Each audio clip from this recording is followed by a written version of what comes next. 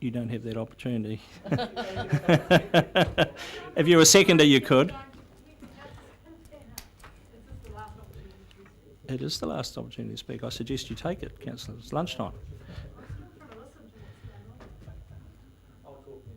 Okay, well, let's. That is quite a technical. Firstly, Chair, I did enjoy your word "fummix." Reminded me of my old mum, and it must be come from Wairau. Flummoxed. I'm flummoxed, and I don't mean to be too critical here, but we've been presented with a request for $4 million, and it has been indicated that if we don't hand over the $4 million, of the guarantees to that against our balance sheet, then we'll run out of money. But the cash flow actually indicates that we won't, and we do have a bit of time to get professional advice here, but we're not getting it. So having said that, just on Councillor Dix, I oppose that, because if you have a board of directors and you say to them, we're going to give you $4 million, and clearly I'm concerned about that without looking at it properly, then you don't go and say, here's $4 million, but every time you go to the dairy and have a coffee, come back to us and we'll approve it. So you're either going to do this or not do this. And I don't think you should mess around with some sort of interim fancy scheme which just flummoxes me. Councillor Pipe.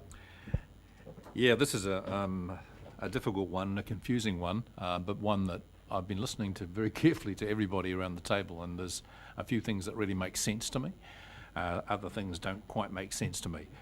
I'm inclined to go, it says basically in the recommendation that the borrowing is actually up to, okay, it's up to the $4 million, it's not just the straight $4 million.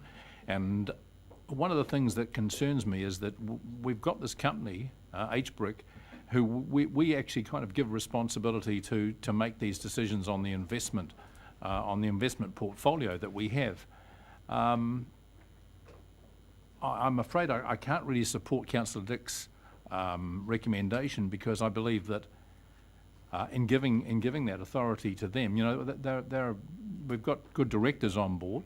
I think that they need to make that decision themselves, and I'm sure they're going to do that, as you said, Mr. Chairman. You know, that they're not going to do that lightly, the decisions. And as far as the money that is going on the geotechnic work, I see that, like Councillor Scott has said, as there's a lot of a huge amount of value, intellectual value, that is placed in that for the future. And whether the dam actually happens sooner or later, it's one of those things that, you know, we're going to have to look at in the future. So I would be most probably at this stage looking at voting against the recommendation. I'll take a chance to speak. I will very reluctantly support this, for the very reason that, dare I say it, me quoting Rex's dear old mum, the flummoxing word, on the basis of almost deeming. And I will support this, but I will be asking for a legal view on whether this recommendation is deeming. There is no other choice here, Councillor Pipe. You either vote for this or you vote it down. This is it. There's no going back to the original motion.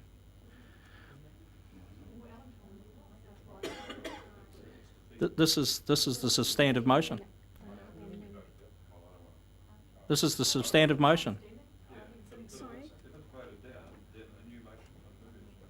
No.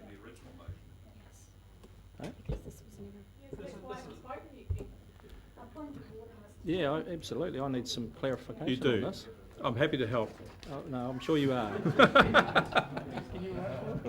It is not a direct negative of a motion that is, so it isn't.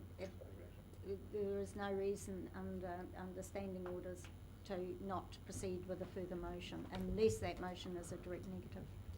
Could I give you an alternative, but I think clearer? Councillor Dick moved an amendment. There was a subsequent amendment moved by Councillor. No, he moved a motion. Oh, he moved a motion. That's the motion. Oh, that's the motion. As far as my understanding is an amendment. So Mr Deputy Speaker, Oh, years I gone thought by? he Give us your view on that. No, I thought it was an amendment to the original That's when motion. he originally called it, he said he was foreshadowing an amendment. He's- Well, excuse me, because when it was articulated, he was going to move an amendment. That's what I heard. It was a motion.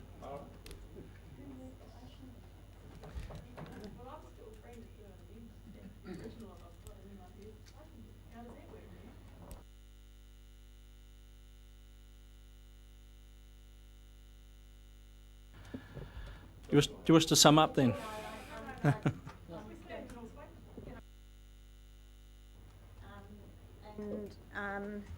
And I believe that is still legally on the, according to standing orders on the cards, if this is not passed, to have a further motion. But I do wish to speak against it with the greatest respect. I do understand Councillor Dick's degree of concern over this. However, I think that there are, when we start making the decisions on behalf of the directors, then we actually are at risk of being deemed directors ourselves. And I think that that's a dangerous precedent to set. But I also think that it leaves every decision open to doubt on the day.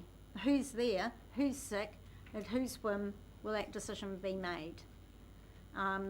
It really is not a way to do business, to actually rely on step by step every financial decision to be overseen by a second body. So quite apart from the risks of putting the responsibility of directors onto us by that deeming provision, I am concerned that it reduces the decision making to a rather ad hoc, day by day process, which is not good planning and not good way of making responsible decisions. So I do oppose the motion. I'm going to do something a bit differently. I'm going to adjourn the meeting for lunch, half an hour, because I want to be very clear in my own mind what we're doing here as far as if there is a room for a subsequent motion. So we'll adjourn for half an hour, be back at 1:15, please, and we'll continue then.